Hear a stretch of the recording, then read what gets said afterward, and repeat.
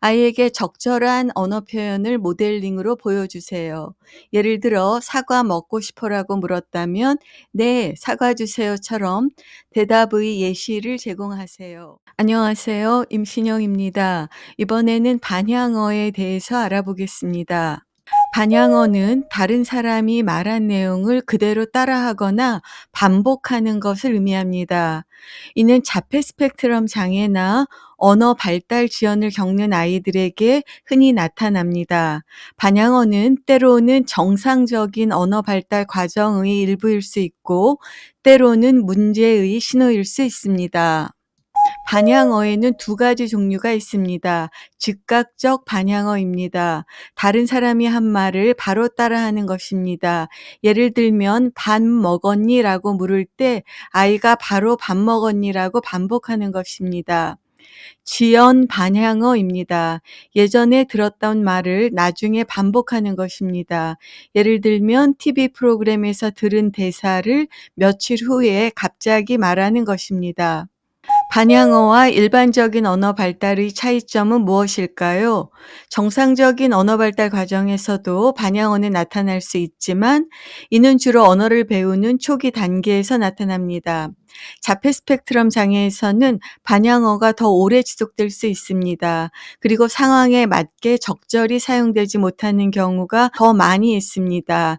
즉, 자폐 스펙트럼 장애에서는 반향어가 단순히 따라 말하는 데 그치고, 반향어를 자신의 의사를 표현하는 데 효과적으로 사용하지 못하는 경우가 더 많습니다. 일반적으로 2 내지 3세까지는 반향어가 언어 발달의 일부로 나타날 수 있습니다. 그러나 이후에도 지속될 경우에는 발달 지연이나 의사소통 장애의 신호일 수 있으므로 주의가 필요합니다. 자폐 스펙트럼 장애를 가진 아이들은 종종 즉각적인 반향어 혹은 지연된 반향어를 사용해서 주변 환경과 상호작용하려고 합니다. 이것은 아이가 특정 상황에서 안정감을 얻거나 자신을 표현하려는 시도일 수 있습니다. 반향어는 왜 나타나는 것일까요? 말을 통해 의사를 표현하기 어려운 아이들이 반향어를 사용해서 자신을 표현하려고 하는 것입니다. 예를 들면 주스 마실래라고 말을 따라하며 주스를 원한다는 의사를 표현하는 것입니다. 즉, 반향어를 의사소통의 방법으로 사용하는 것입니다. 어린아이들은 말을 배우는 과정에서 다른 사람이 말을 따라하며 의미를 이해하려고 합니다. 즉, 언어 학습의 일환으로 반향어를 사용하는 경우가 있습니다. 자폐 스펙트럼 장애가 있는 경우에는 특정 상황이나 자극에 대해 반향어로 반응하기도 합니다. 즉, 이런 경우에는 반향어를 환경 자극에 대한 반응으로 이용하는 것입니다. 반향어의 뇌과학적 메커니즘은 무엇일까요? 반향어는 뇌에서 언어를 처리하는 방식이 다르게 작용해서 나타나는 현상입니다. 말을 들었을 때 그 의미를 이해하고 새로운 말을 만들어내는데 어려움을 겪을 수 있어 들은 말을 그대로 하여 생길 수 있습니다. 즉, 뇌에서 언어를 다루는 부분이 언어를 처리하거나 연결하는 데 시간이 더 걸리거나 효율적으로 작동하지 않을 때 이런 반응이 생길 수 있습니다. 반향어는 언어를 처리하는 브로카 영역과 베르니케 영역 간의 상호작용 이상 또는 거울 뉴런 체계의 결함과 관련이 있을 수 있습니다.